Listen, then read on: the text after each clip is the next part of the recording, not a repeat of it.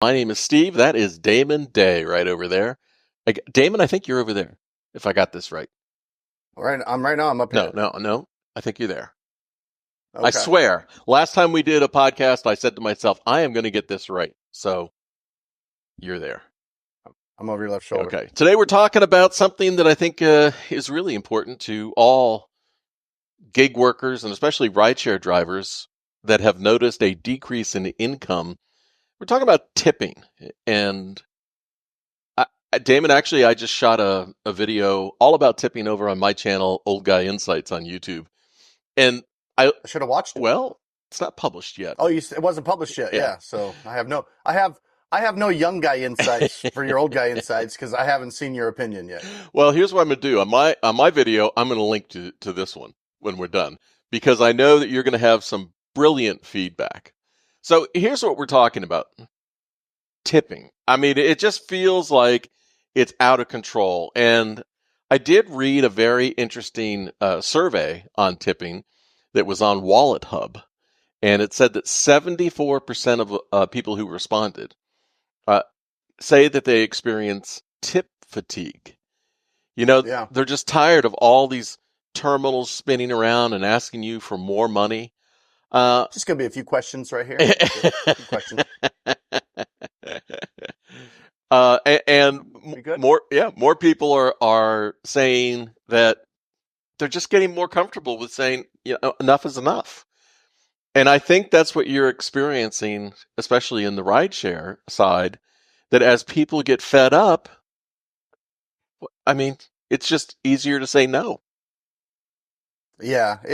And you said we're gonna be talking about tipping. I think we're talking about non-tipping. But I mean, you're right. When I was coming up in my Yeah. day, like you go sit down at a restaurant and you tip. And that was kind of like, I don't want to say that was the only thing you tip for, because there was other things, obviously, but that was kind of it. You know what I Yeah. mean? It was like, you go to a restaurant, you're going to tip the waitress. But, you go to Burger King, you're not leaving a tip. Like, it never crossed anybody's mind that when they're rolling through the drive-through window Yeah. or they go in and they order a Whopper, that they're going to be leaving a tip for the person go, do, here you go. Right? And now, I'm a little bit more sensitive to it because of the rideshare gigs I've been doing. But even with that, where, I'm using my personal vehicle to, pick up some lady at a swanky $400 a night hotel and take her 40 miles to the airport, and she's in my car Hmm. for an hour, and Lyft only pays me $26 for Yeah. that, No tip. and I get no tip, and I'm going like, really?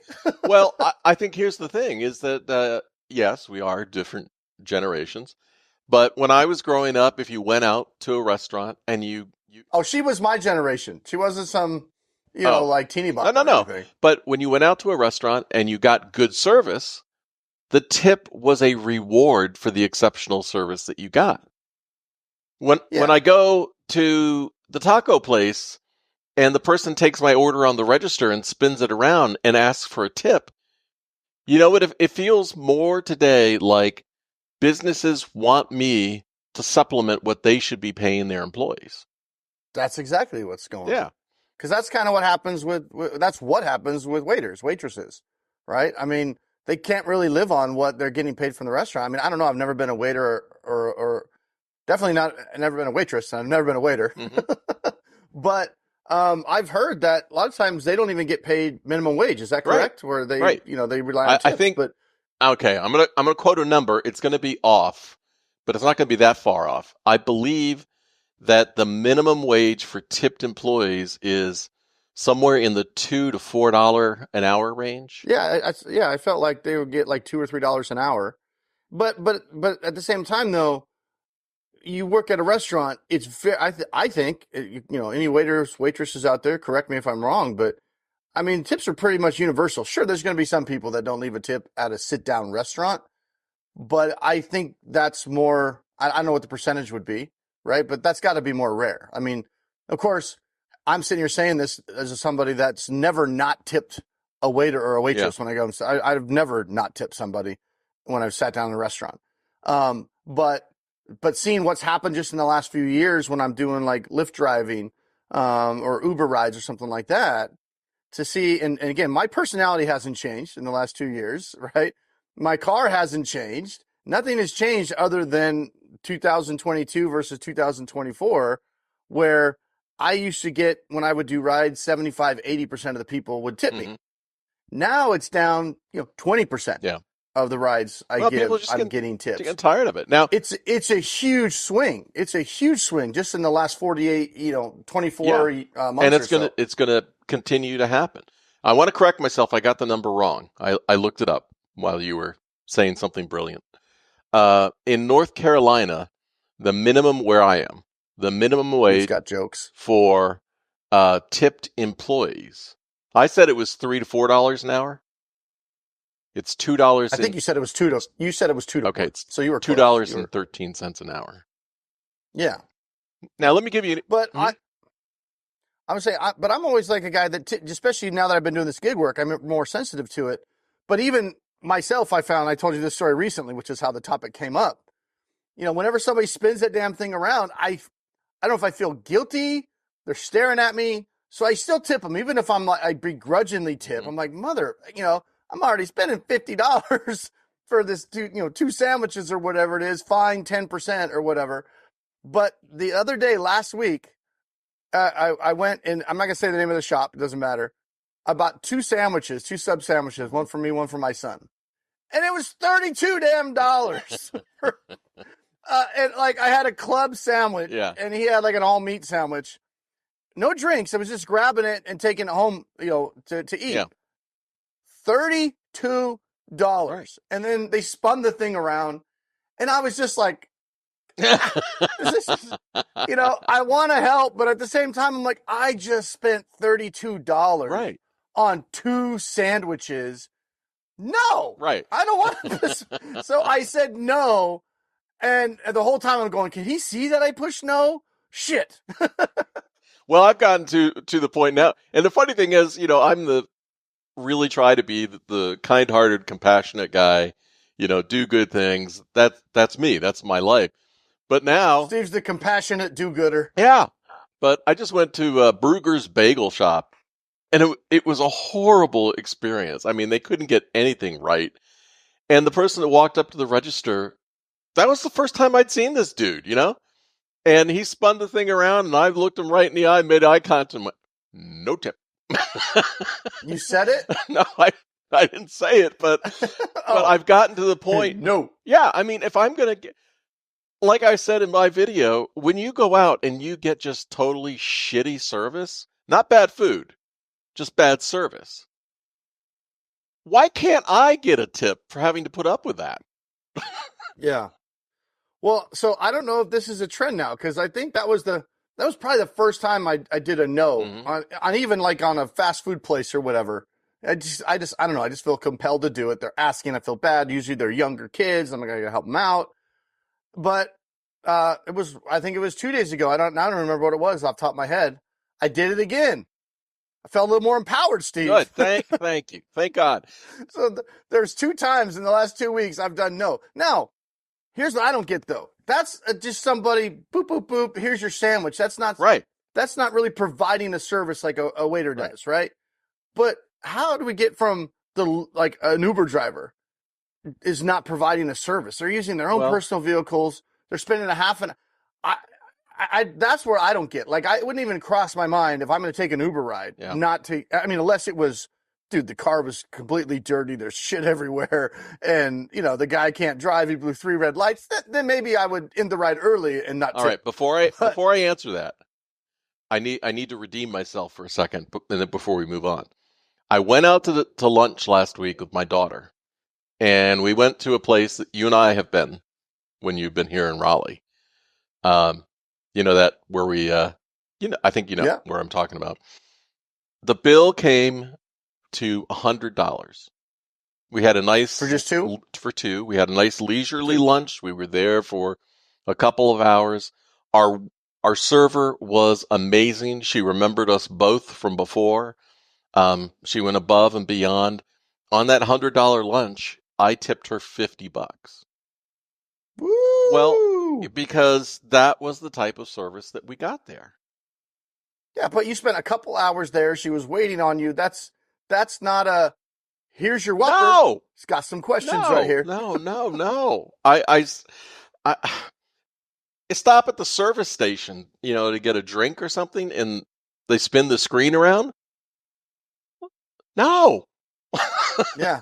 But I think you nailed it where employers have gotten to the point where I think it's the advent of all these terminals that do that, right? Because before the terminals, it was like they have a little jar there or something. Yeah. And most, maybe you're going to put money in it, maybe you're not. But most people don't carry cash. No.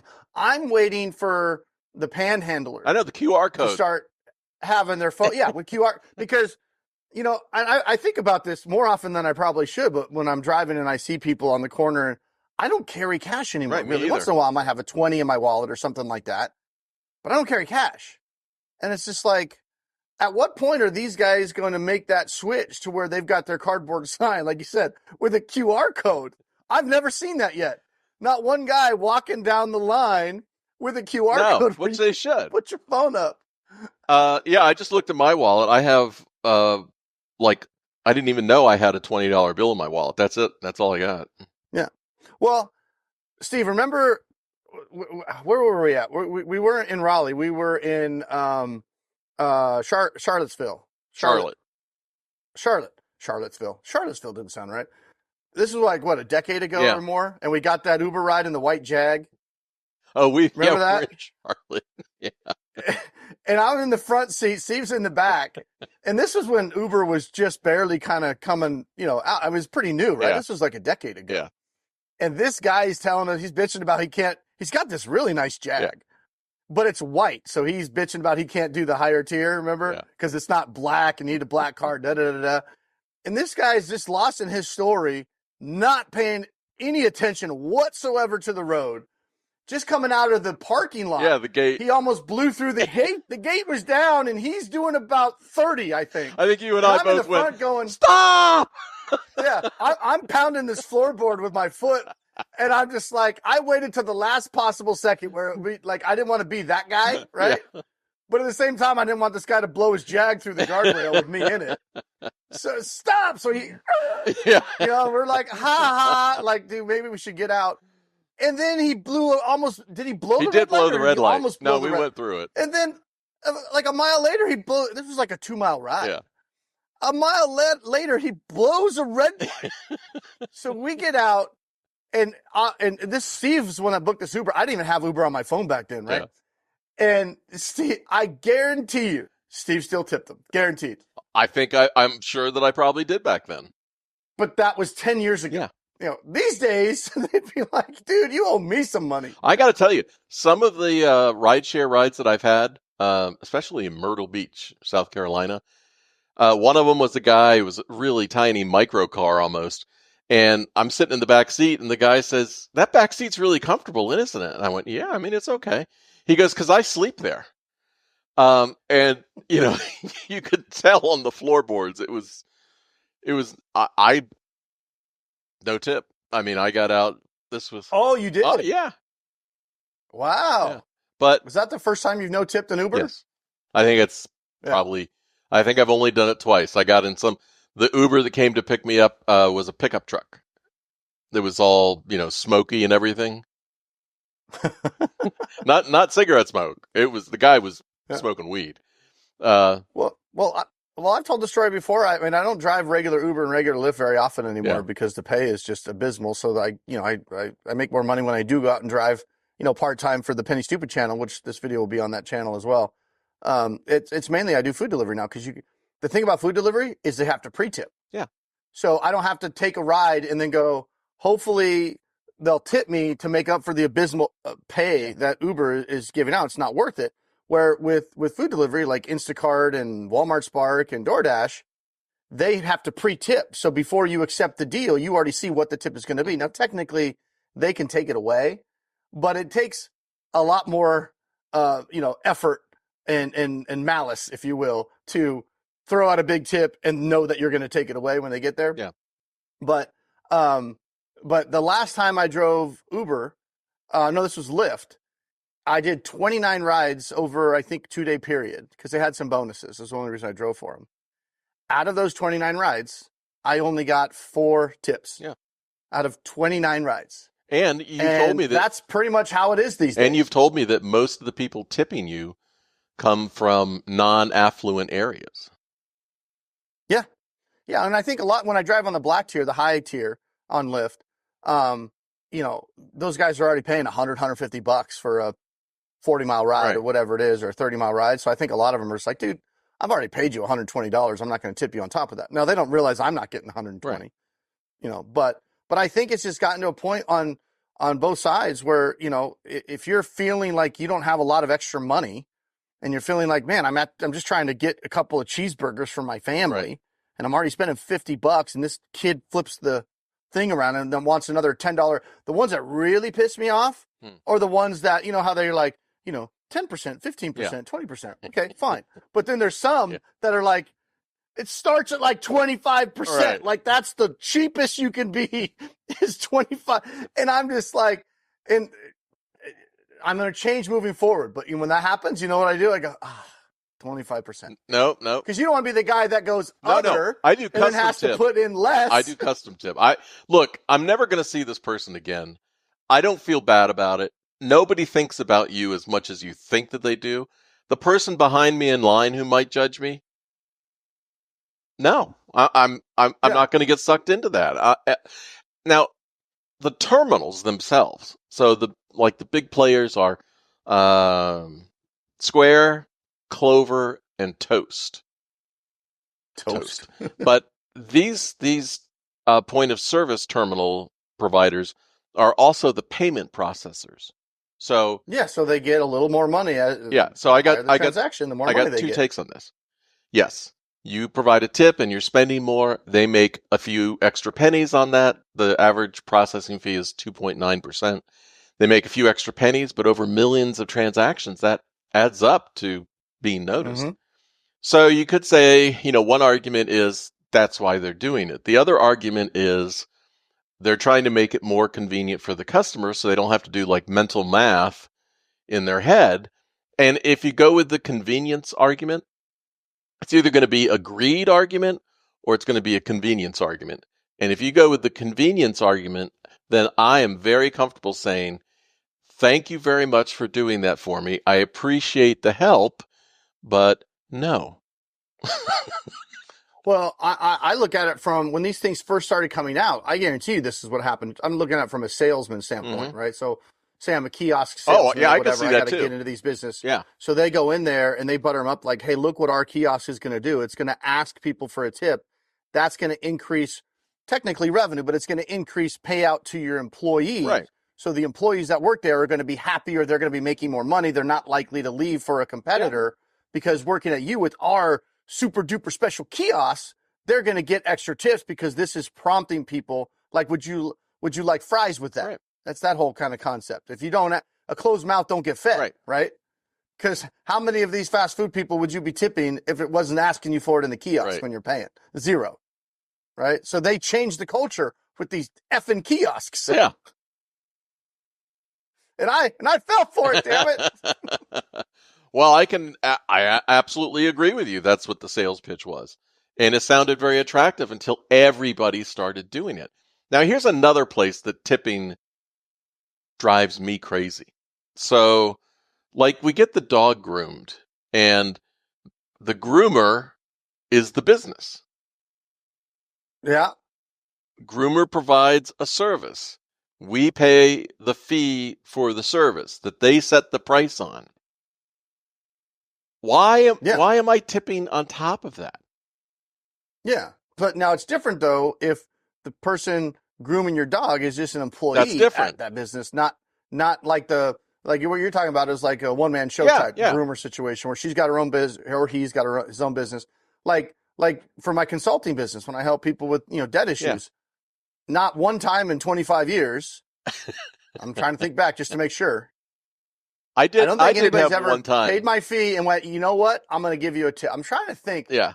I did have one person I'm pretty sure they've never given me a tip, nor was it ever expected. Right. I set the price based on what I think I deserve based on the service I'm providing and the money I'm saving. Wasn't there one time? So I'm not going into it thinking no tip. It's different. Wasn't there one time when you were doing the pay me what you think I was what I gave you? Oh, like back in the day, yeah, that was an experiment I tried, and it failed because I didn't have a kiosk that I could flip it around. No, I think you're right. I think when I first started to do it, where I was just doing straight up consult, Yeah, and I was kind of having this battle of, well, people are conditioned to get free consultations, so they're, but the problem is a free consultation is just a sales pitch, and what they really need is good advice, but I can't give them good advice without charging them, or otherwise I'm going to go yeah, broke because they get all the advice and then there's nothing for me. So I toyed with this idea of, well, how do I get, how do I change the mindset of somebody that when everybody assumes the first consultation should always be free, when that consultation is the service I'm providing, and my consultation is better than a salesperson right. because I'm actually helping you. So yeah, I did toy with that idea of pay me what you think I'm worth after, but that was I didn't really notice I had more people. I didn't notice an increase in the number of people asking me for Hmm. consults, if that makes Right, sense. Like we figured out that people either see the value in right, paid advice or they don't, right. right? So it is what It it didn't. is. So Yeah, yeah, that was a short-lived experiment, and I was like, this is not going to work. yeah. I Because people like Steve would be like, no no tip, I'm tip. already broke. I'm not being an ass about it. But I mean, enough is enough.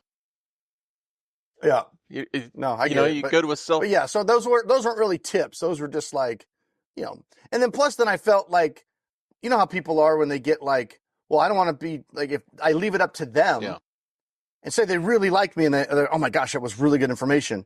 Well, if I give them 50, does that offend them? Is that too low? If I give them 100, is that too much? And then they're sitting there wrestling that demon, like, just tell me how much you think you should get, man. You know? So I think it put people don't like to be in uncomfortable positions. Yeah. So it may have even backfired where people didn't schedule the consultation because they didn't want to be put in a position to have to decide how much I was worth. Well, I mean, there's a lot of ways to think about it. How did we get to I thought we were talking about tips. yeah. So, what do you think that the role of a tip should be? It should be what it's always been in the past, which is, hey, here's a reward for good Right. service. But it's turned into supplement the employer's pay, Right. is what it's turned into. Like employers are now paying so little to a lot of these jobs compared to what everything costs, a sign of the economy, that a lot of these employees need to get these tips in order to have decent income. Well, That all these gig workers need tips. yeah. You can't, like I tell people all the time, you don't make any money with Instacart, Uber, Lyft, DoorDash, any of these gig apps. If there was no tips involved, the whole ecosystem would Right. collapse. These companies don't pay enough money just by themselves without tips. It's all supplemented by the customers. Yeah, but on rideshare, people don't understand. I mean, you told me about this one rideshare guy that you saw that has the like Venmo placard on it. He Yeah, actually in the back asks seat. for it. Yeah, and he gets some, doesn't he? Yeah, I can't. I'm not doing that. It's just because here's okay, I put myself in the mind of the customer. I just maybe I've been at the bar or something. I just want to get home, right? I got my life going on. I don't want to get involved in whatever, Oh, I'm in the Lyft and this guy's talking about Lyft steals his tips and you should cancel the ride and pay me cash or tip me. That's what I was talking about, an uncomfortable situation for most people. They don't want to be involved in your cause. They just want to freaking get home. That's why they're paying for Uber. That's why I'm paying for the service. So I don't think that's a very good experience for the customer to have to sit there and stare at this thing that's like, hey, give me money. So let me give you the Now, flip side. All right. The flip side is like when I take the airport shuttle, they have the QR code up there for you to tip the driver. I, like you said, I don't really carry much cash, and I always use the QR code to tip the driver because it's there and convenient. I don't feel any pressure to, but if the driver has provided great service, he's come out to the car, he's taken our bags onto the shuttle, and everything else, I have no problem doing that. well, I get it. And that guy probably gets more tips doing that. But there's also a very convenient way to tip the driver as well. It's in the app that's on your phone that you're staring at the whole time. And when people tip, they tip in the app. They don't give me cash. Sometimes they Yeah. do. But and it might be too. Most of the time, I only drive the highest tier, the luxury tier, the black tier. And I feel like that's tacky. If someone's already paying me $100 to get to the airport, and they come in, it's nice black on black Model Y, and now there's this thing hanging there like, hey, give me a tip, bro. I just don't I like got one that. thing to say about that. That's on you. That It is on me. yeah. So, It is. I don't think it would hurt. I admit it's on me. I think it's tacky. Oh, well, now when I make more money, yeah, but that's not my job. Yeah. I just do that for the channel. Yeah, so but for the whatever. channel, would you be willing? You son of a bitch. I know what you're going to ask me. Just for a week. Just for a week to try it. I'll make the sign for you. All right? Well, here's the problem. What? The pay on Uber and Lyft sucks so bad, I rarely ever do it anymore. So the problem with doing this experiment is I'd have to take some sucky, low-paying rides. Let's just do 10 rides. Are you not willing to test it? Is that what you're saying? Oh, I'm willing to test it. Okay, good. We'll do it, and then we'll do a video on it. I just hate driving Lyft and Uber because their pay sucks. Well, hey, whatever you're driving, it doesn't have to be low-paying rides. Just leave it there for a week. You're never going to see any of those people again anyway. Oh, I'm not worried about that. I'm just thinking in my head. I mean, the last 2 weeks, I think I've done 2 Lyft rides. All right, well, when you do some rides, try it. Don't give me reasons why not. Give me reasons why. I will do it for the gram. Yeah, I'll do it for the gram, baby. Hey, we can't test it if you don't try it. Because I'm not doing it. Maybe we'll get Mr. Who. I'm not. In the very beginning, did you try Uber or Lyft? I think you downloaded it. Oh, I'm all signed up on all of them. Did you do it? Yeah. So, but you never. So the guy that never did one of them is ragging on me for not wanting to do more. No. Hey, how about this? No, I'm not ragging on you for that. No. How about this? I will do as many rides as you do. I'll put the sign on the back, and you test what Uber and Lyft pays in North Carolina. No. How about that? Oh, yeah, You're trying to divert and excuse yourself from this. I'm just saying we're going to do it for the channel. Just test it for 1 week. No, hey, we're not doing it for the channel. You're doing it for the channel. I'm making the sign. You're driving the sign around. Oh, thanks for your contribution. What would I ever do without you making the sign? Not do it. That is true. I'll go out and take some $3. I just Lyft Uber drivers. I don't know how you do it anymore. 2 years ago, you used to pay decent money for gig work. I don't know how you guys do it anymore. They've dropped those rates so low. You guys aren't even covering your expenses unless there's bonuses. I mean, get out of it. It's going to just trash your car, and then the car's going to break down, and you'll have no money to fix it. And Lyft and Uber don't care. They're just limping along until they get the automated vehicles. Yeah. You guys got to get into something else. And Lyft and Uber suck. Yeah. So I think we've covered the whole tipping thing. My final take on this is don't feel guilty. If somebody provided you with great service, pat them on the back, reward them with a nice tip of whatever you think is appropriate. If you didn't get any service or, they didn't provide you with good service or they're just taking your order and spinning it around, don't feel bad about saying no tip. Yeah. No, I got to get back on because you start adding that up, circling back to the financial part of this, you start adding up. I'd be curious on what the average family spends on tips on things that traditionally wouldn't be tippable. Yeah. I don't know if that's a word, but it is right now, right? On the average family, I would be curious what the average family, I mean, it could literally be $1,000 or $2,000 a year families are spending on the tips because the damn kiosk. I mean, I don't know what that is. Anybody has that figure? I'd love to know, but I know it's more than zero. All right, Damon, thank you so much for chiming in. This was one that we've been actually both passionate about based on the level of talking over each other that we did. Well, Steve did the research, shot a video. I just kind of showed up and was like, oh, we're talking about tips today? Yeah. Okay, go. Yeah. So, see ya. Peace.